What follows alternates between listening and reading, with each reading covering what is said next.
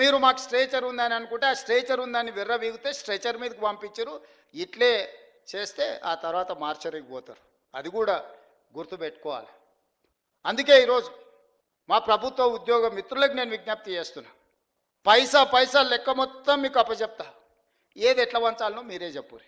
ఇక నా దగ్గర ఏం లేదు, అనా పైసా నా అన్ని జేబులలో తీసి మీ ముందర పెడతా, టేబుల్ మీద పెడతా. ఒక్క పైసా కూడా నా జేబులో పెట్టుకొని నా నెల జీతం కూడా మీకే ఇస్తా. ఎట్లా వంచుదామో చెప్పురి. సింపుల్ లెక్క చెప్తా నేను. ప్రతి నెల రాష్ట్ర ప్రభుత్వానికి 18,000 నుంచి 18,500 కోట్ల రూపాయల ఆదాయం ఉంది. ప్రతి నెల రాష్ట్ర ప్రభుత్వానికి 18,000 నుంచి 18,500 కోట్ల రూపాయల ఆదాయం ఉంది. ఓ నెల 200 ఎక్కువ 200 తక్కువ, ఇది ప్రతి నెల ఆదాయం. 6,500 కోట్ల రూపాయలు ప్రభుత్వ ఉద్యోగస్తుల జీతభత్యాలు, పెన్షన్లు, అవుట్సోర్సింగ్, కాంట్రాక్ట్ ఏదన్నా అనుకోండి, మీకు ప్రతి నెల జీతభత్యాలు ఇవ్వడానికి 6,500 కోట్లు పోతున్నాయి. ఇంకొక 6,500 కోట్లు అయ్యగారు చేసిన అప్పులకు తప్పులకు ప్రతి నెల 10 తారీఖు లోపల కట్టాల్సి వస్తుంది. 7 లక్షల కోట్ల అప్పులు చేసిండు, కాళేశ్వరం లాంటి తప్పులు చేసిండు.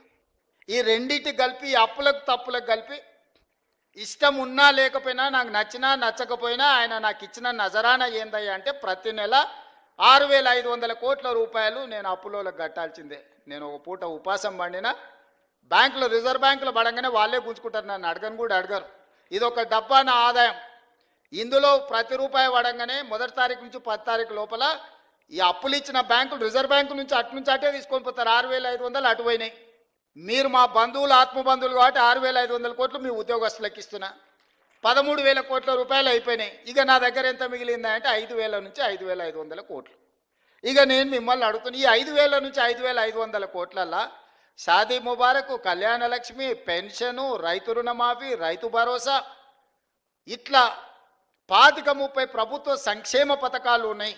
ఇవి కాకుండా అర్ధాంతరంగా ఆగిపోయిన కాళేశ్వరం కట్టాలి, కూలిపోయిన శ్రీశైలం లెఫ్ట్ బ్యాంక్ కెనాల్ని కట్టాలి, పాలమూరు రంగారెడ్డి ఎత్తిపోతలు కట్టాలి, రీజనల్ రింగ్ రోడ్కు నిధులు ఇవ్వాలి. ఈ రాష్ట్రంలో ఏం అభివృద్ధి చేయాలన్నా కూడా ఇందులో నుంచే తీయాలి.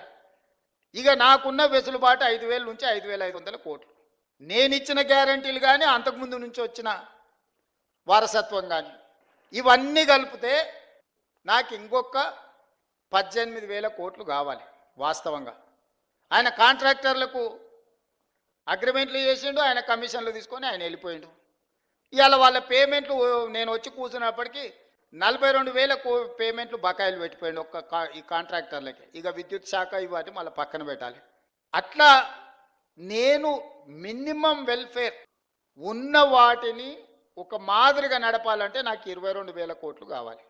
22,000 కోట్లు నాకు వస్తే ఇప్పుడున్న కమిట్మెంట్స్ ఏదైతే వెల్ఫేర్లో ఇప్పుడు నేను చెప్పిన రైతు భరోసా కావచ్చు, లేకపోతే ఆర్టీసీ బస్సు కావచ్చు, లేకపోతే ఉచిత కరెంటు కావచ్చు, ఇంటికి సిలిండర్ కావచ్చు, రాజీవ్ ఆరోగ్యశ్రీ, ఇట్లా ఇవన్నీ కలిపితే 22,000 కావాలి. 22,000 అంటే 13,000 ఇవి తీసేస్తే 9,000 కోట్లు ఉంటే నేను ఇవన్నీ సమన్వయం చేయగలుగుతా 15 తారీఖు లోపల. ఇంకొక 8,000 కోట్లు ఉంటే ఈయన కాంట్రాక్టర్లకు పెట్టిపోయిన అప్పులకు బిల్లులు కట్టాలి. ఆ బిల్లులు పక్కన పెట్టినా కూడా 9,000 కావాలి. 9,000కు నాకు 5,500 ఉన్నాయి.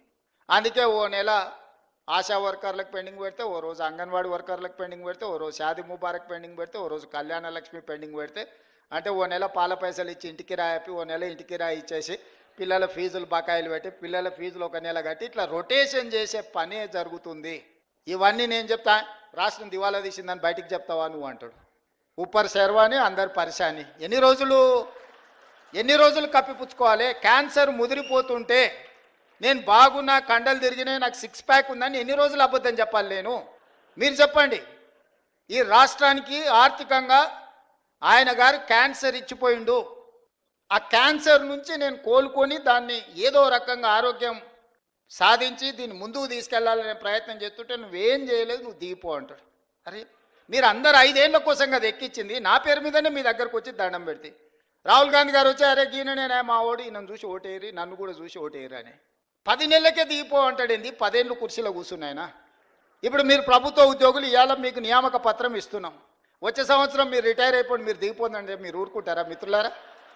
మీకు ఒక నిబంధన ప్రకారమే మిమ్మల్ని నియామకం చేపడుతున్నాం కదా. ఇవాళ మీకు నియామక పత్రాలు అందిస్తున్నట్టు ఒక నియమ నిబంధనల ప్రకారమే కదా. మరి ఒక 5 ఏళ్ల కోసం మీరు ఆశీర్వదించి 65 సీట్లు ఇచ్చి సార్ నువ్వు నడుపు మేము ఉంటాము ఏంది కష్టం నష్టం వస్తే మేము అండగా నిలబడితే ఓ పూట వెనక ముందైనా కలిసి ఓ అవసరమైతే అందరం కలిసి ఓ పూట ఉపాసం బండి అయినా మంచి చేద్దామని మీరు అందరు సహకరిస్తుంటే వాళ్ళ బాధ ఏంది, వాళ్ళ దుఃఖం ఏంది? ఎప్పుడైనా చూసిర్రా వాళ్ళ అసహనం, వాళ్ళ కోపం? ఏం గుంజుకున్నా వాళ్ళది? నేను ఏం ఫామ్ హౌస్ గుంజుకున్నానా? ఈ కుర్చీ కూడా మీరు గుంజుకొని నాకు ఇచ్చారు, నేనేం గుంజుకోలేదే. మీరు అందరు కలిసి ఇక లాభం లేదా, నువ్వు దిగు, ఇక నువ్వు ఉన్నా ఒకటే లేకున్నా ఒకటే, పోతేంత ఉంతేంత అని చెప్పి దించి మీరు అప్పచెప్తారు. నేను పని చేయనియాలి కదా నన్ను. ఇప్పుడు నన్ను పని చేయనిస్తేనే కదా ఇవాళ వీడికి వచ్చి మీ ముందు నిలబడి మీ నియామక పత్రాలు ఇవ్వగలిగిన కదా. ఆయన 12 ఏళ్లలో చేసినట్టే నేనెందుకు చేయడానికి అవకాశం వస్తుండే? ఆయన పాలమూరు రంగారెడ్డి ఎత్తిపోతలు పూర్తి చేసి ఇవాళ నేను కొట్లాడాల్సిన అవసరం ఎందుకుంది? ఎస్ఎల్బిసి 2005-6లో మొదలుపెట్టింది, 2026 వచ్చినా పూర్తి చేయనందుకే కదా నేను మనం మొదలు పెడితే ప్రమాదం జరిగి 8 మంది ప్రాణాలు కోల్పోయినరు.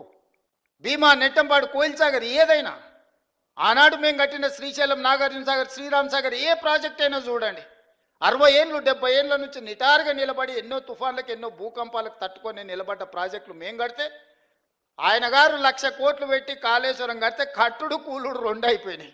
పనిమంతుడు పందిరేస్తానంట కుక్కతో ఒక తలిగి కూలిపోయిందంట. దానికి మేము కాళేశ్వరం కట్టినాం, అది కాళేశ్వరం కాదురా ఆయన కూలేశ్వరం ఎప్పుడో కూలిపోయింది. ఆయన ఏ మాత్రం సిగ్గుపడకుండా అబద్ధాలు మొత్తం ఫ్యామిలీ ప్యాకేజ్లో అబద్ధాలు మాట్లాడతారు. ఒక్కడనే ఏమన్నా చక్కగా మాట్లాడతాడు అంటే మీరు చూడరు. సరే ఇవన్నీ నేను చూసుకుంటా, పిల్లల భవిష్యత్తు మీరు చూసుకోరు. నా కోరిక ఒక్కటే, రేపటి నాయకత్వాన్ని ఇవ్వాల్సింది మీరే.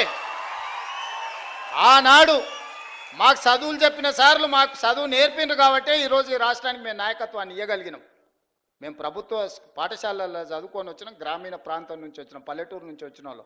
మేమేం ఆకాశం నుంచి ఊడిపడలే, అమెరికాలో చదువుకోలే, ఇక్కడనే చదువుకున్నాం, ఇక్కడ గవర్నమెంట్ స్కూళ్ళనే చదువుకున్నాం.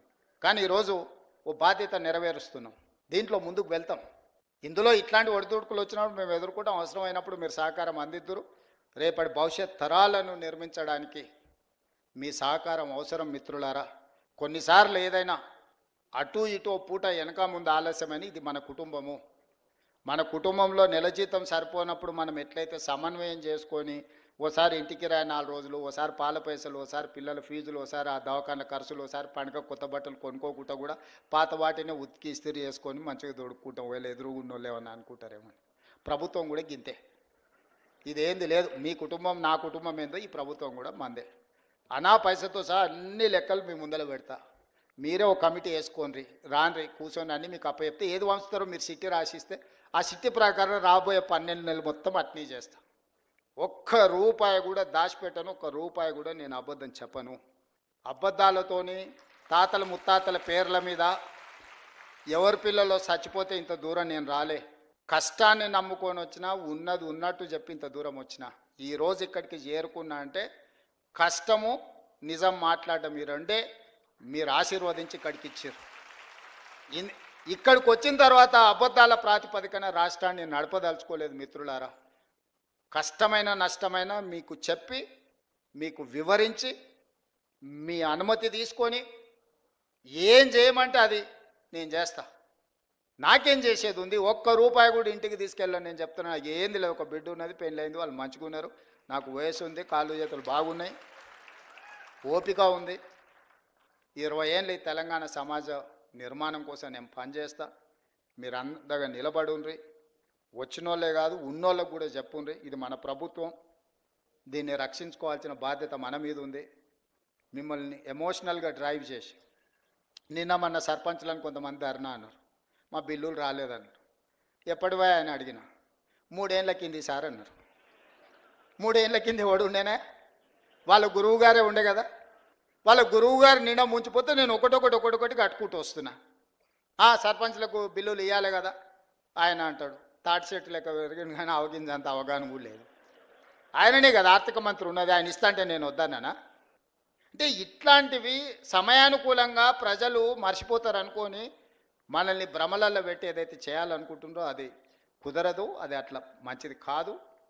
జాగ్రత్తగా మన అందరం కలిసి ముందుకు వెళ్దాం, ఈ రాష్ట్రాన్ని కాపాడుకుందాం, ఈ రాష్ట్రాన్ని దేశానికి ఆదర్శంగా తీర్చిదిద్దుదామని తెలియజేస్తూ మీ అందరి దగ్గర సెలవు తీసుకుంటున్నా. ధన్యవాదాలు మిత్రులారా.